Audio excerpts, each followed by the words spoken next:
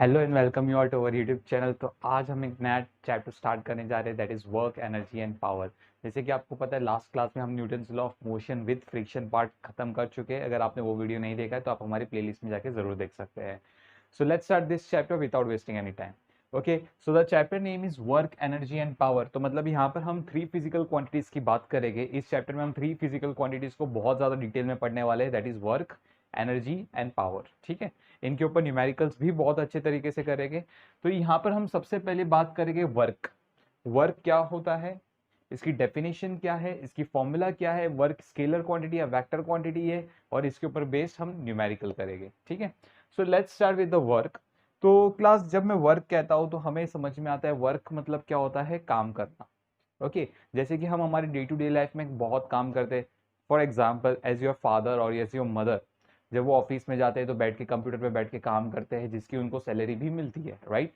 लेकिन फिजिक्स के हिसाब से वो वर्क नहीं होता है। तो फिजिक्स के हिसाब से वर्क क्या होता है, हमें उस चीज को समझना है। So let's try to understand that.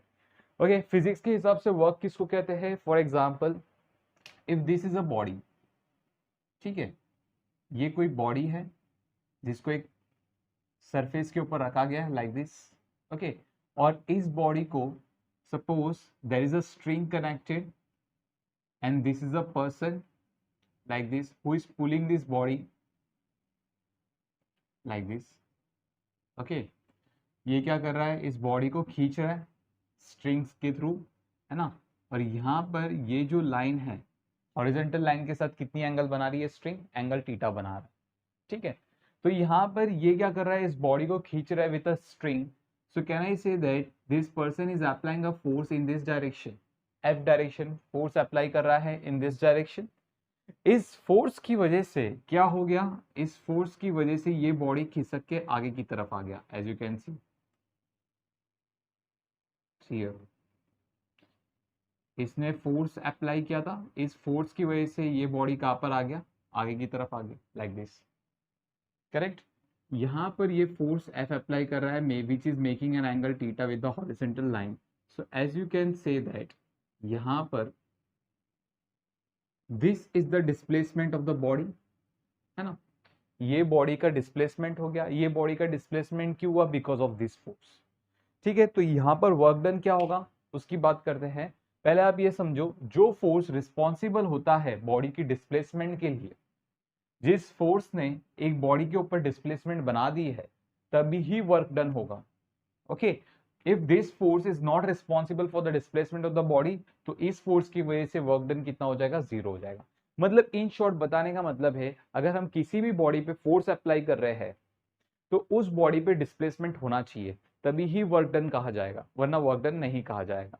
ठीक है, so therefore I will say that सबसे पहले हम बात करेंगे वर्क डन की डेफिनेशन की। डेफिनेशन कुछ इस तरीके से होगा, work is said to be done, work is said to be done if there is displacement, if there is displacement of the body, of the body when the force applied on it, when the force applied on it। Work तभी बोला जाएगा जब body पे displacement होगा, जब body पे displacement होगा कभी, जब आप जब आपने उस बॉडी के ऊपर फोर्स अप्लाई किया है, ठीक है, तभी ही वर्क डन होगा, वरना वर्क डन नहीं होगा। Okay, so let's start. चलो, ये तो समझ में आ गया वर्क डन की डेफिनेशन क्या है, वर्क डन कभी कहा जाता है कभी नहीं कहा जाता है। ठीक है, अभी हम बात करेंगे इसके फॉर्मूले की, what should be the formula. Okay, तो फॉर्मूला बड़ा ही सिंपल है, जैसे कि आप लोगों ने लोअर स्टैंडर्ड में पढ़ा that work done is nothing but the force into displacement. But class remember, आपको ये फोर्स को डिस्प्लेसमेंट के साथ मल्टीप्लाई नहीं करना है। तो कौन सी फोर्स को डिस्प्लेसमेंट के साथ मल्टीप्लाई करना है, मतलब मान लेते हैं हम ये एक्स एक्सिस से हम हमारा और ये वाई एक्सिस है। तो जैसे कि आप देख रहे हो displacement is along the x axis, displacement कहां पर है, एक्स एक्सिस के अलोंग है। और ये जो फोर्स है it lies in the first quadrant, ये फोर्स कहां पर लाई कर रहा है, फर्स्ट क्वाड्रेंट में लाई। तो हम क्या करेंगे, इस फोर्स को रिजोल्व करेंगे into two components, one along x axis and another along y axis. ठीक है, तो ये फोर्स को मैंने रिजोल्व कर दिया into two components, one along x axis another along y axis like this. So x axis वाला कंपोनेंट हमारा बन गया एफ कॉस थीटा और वाई एक्सिस वाला कंपोनेंट हमारा बन गया F sine theta. Correct, clear, okay. तो अभी हम क्या करेंगे यहाँ पर, क्लास लिसन केयरफुली, हम वो वाली कंपोनेंट लेंगे फोर्स की जो डिस्प्लेसमेंट की डायरेक्शन में है। डिस्प्लेसमेंट कहाँ पर है, एक्स एक्सिस के अलोंग है। फोर्स का वो वाला कंपोनेंट लेना है जो डिस्प्लेसमेंट की डायरेक्शन है, मतलब फोर्स की वो वाली कंपोनेंट लेनी है जो एक्स एक्सिस पे लाई कर रही है। एक्स एक्सिस पे कौन सी कंपोनेंट लाई कर रही है, F cos theta. So therefore हम लोग क्या बोलेंगे, दैट वर्क डन का जो फॉर्मूला हो गया वो क्या हो गया, F cos theta into displacement. So that is the formula for the work done, it's very simple, है ना। हम फोर्स की वो वाली कंपोनेंट लेंगे जो डिस्प्लेसमेंट की डायरेक्शन में होगी। सो डिस्प्लेसमेंट की डायरेक्शन में कौन सी कंपोनेंट है, एफ कॉस थीटा, और उसको फिर किससे मल्टीप्लाई कर देंगे, डिस्प्लेसमेंट से मल्टीप्लाई कर देंगे। So therefore can I right this equation that work done is nothing but F S cos theta.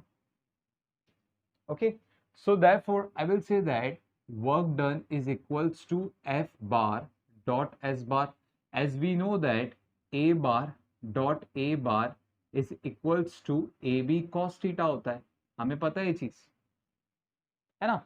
A bar dot B bar is equals to AB cos theta, जैसे कि आप देखोगे यहाँ पर FS cos theta था तो इसको हमने डॉट प्रोडक्ट में लिख दिया। करेक्ट, इसका मतलब वर्क डन क्या है, work done is the dot product of force and displacement. Force और डिस्प्लेसमेंट का डॉट प्रोडक्ट है। तो इससे हमें एक और चीज भी क्लियर होती है क्लास, है ना।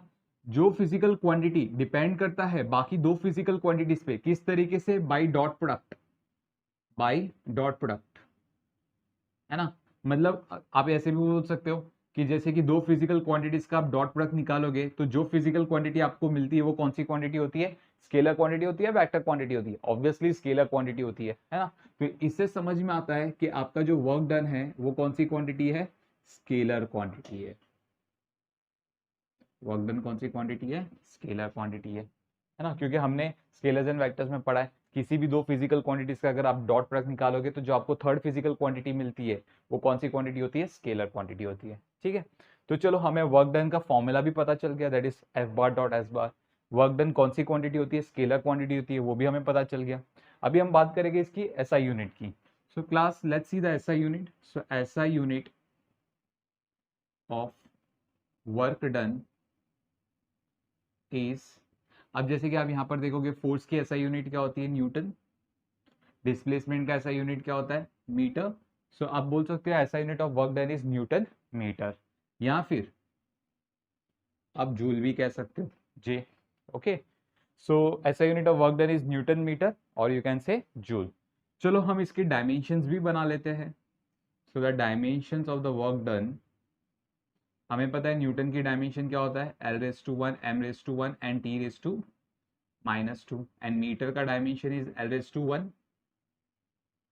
तो जब इसको सॉल्व करेंगे तो हमें आंसर क्या आएगा, L⁻², m⁻⁴ and T⁻⁻²। So that is your answer. See how simple it is.